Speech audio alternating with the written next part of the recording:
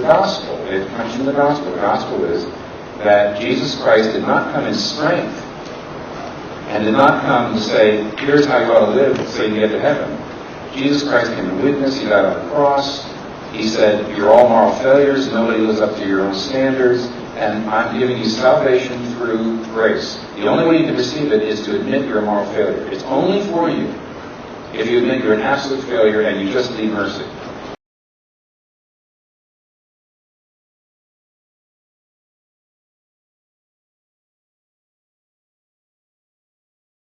If you really think that's the way it is, that you don't understand how sin works.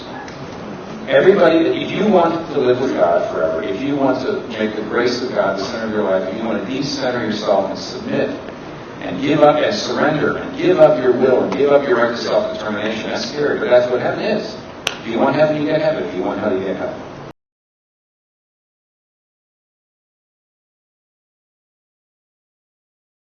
Okay. 3 minutes, right? That's all we have left, you know.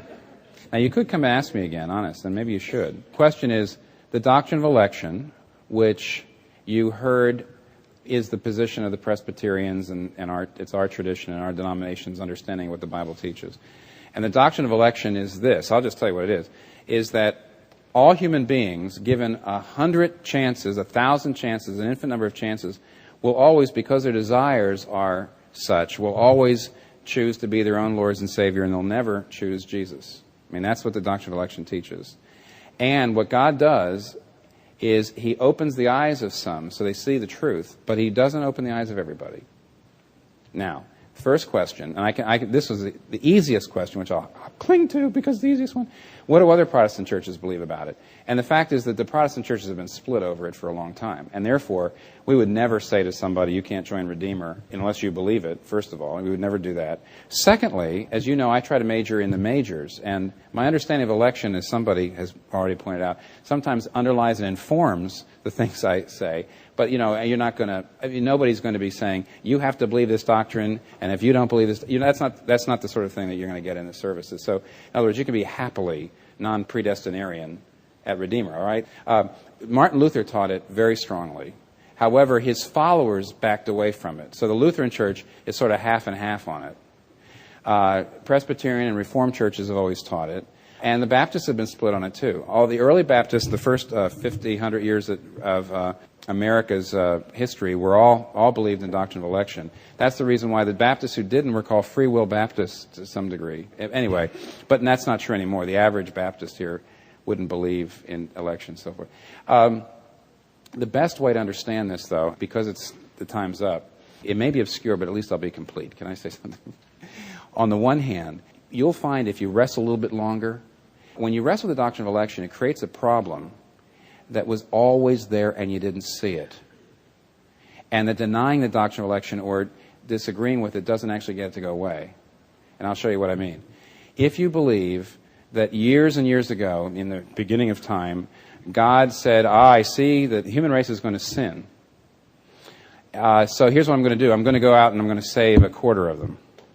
Oh, that sounds awful.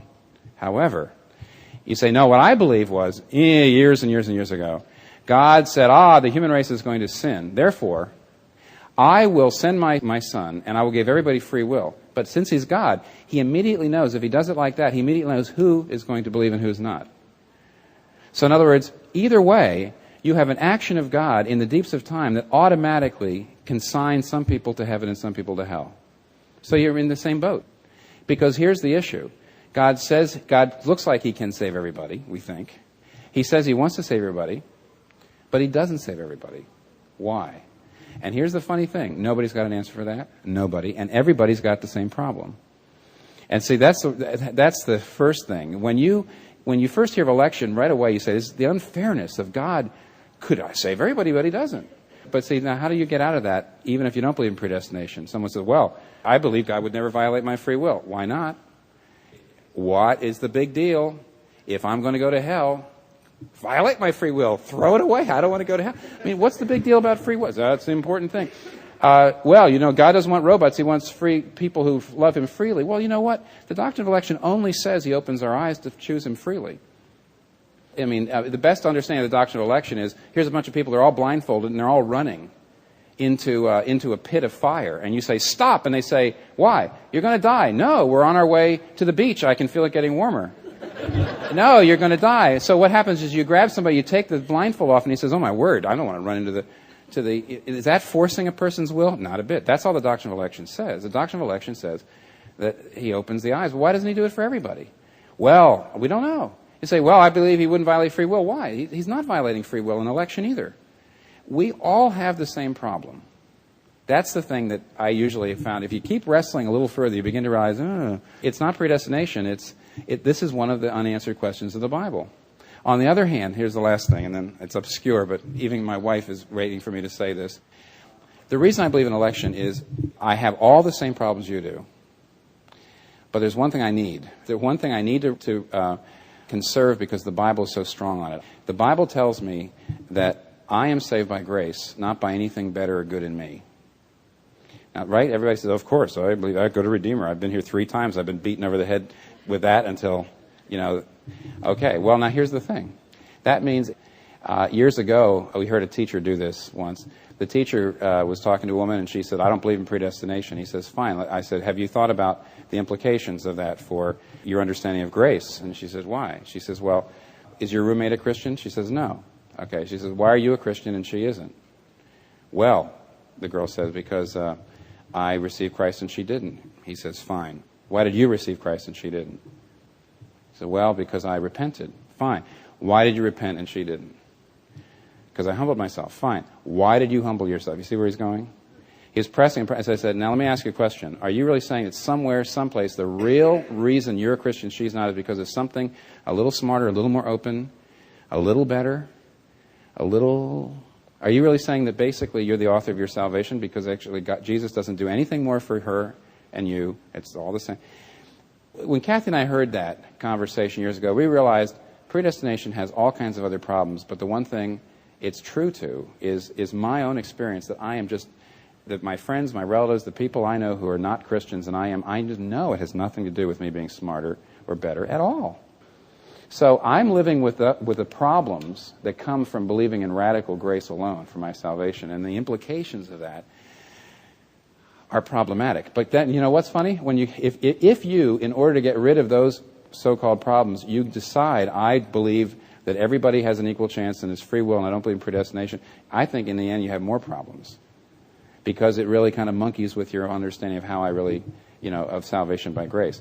So it's not as simple. All I'm trying to say is it's too late. You've lost your innocence. Once you study the doctrine of election, it opens these issues up and you can't put the genie back in the bottle. It makes you think about the implications of things.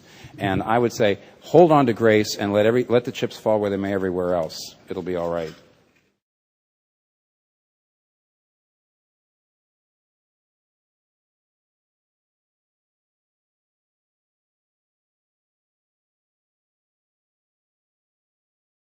And now listen to this.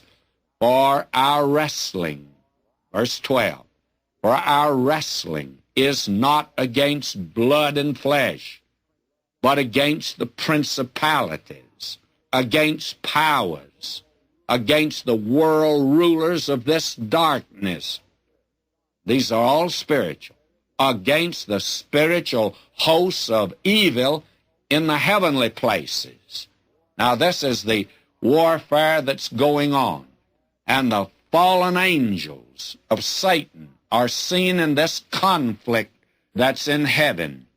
In the book of Daniel, I think we have probably the finest illustration of this in the 10th chapter of the book of Daniel, of the fact that there's a spiritual enemy to be overcome. But the prince of the kingdom of Persia, now that was a demon, withstood me 21 days. But lo, Michael, one of the chief princes, came to help me, and I remained there with the kings of Persia. He said I had to go back for reinforcement.